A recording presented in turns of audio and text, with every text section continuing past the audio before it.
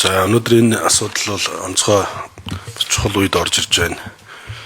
Бас нэлээд хугацаагаар хойшлуулшаад орж ирж байгаа.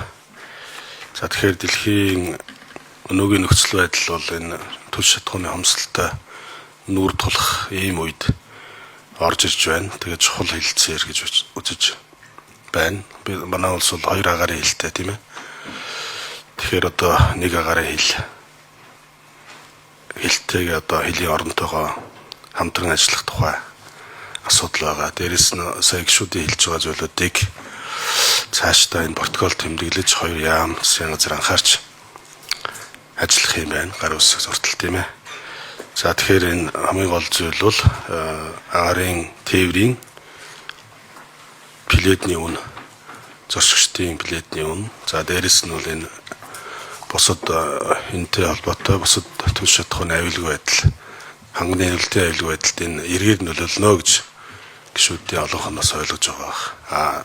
Болгоомжлох юмнуудыг бас гишүүд сайн хэллээ.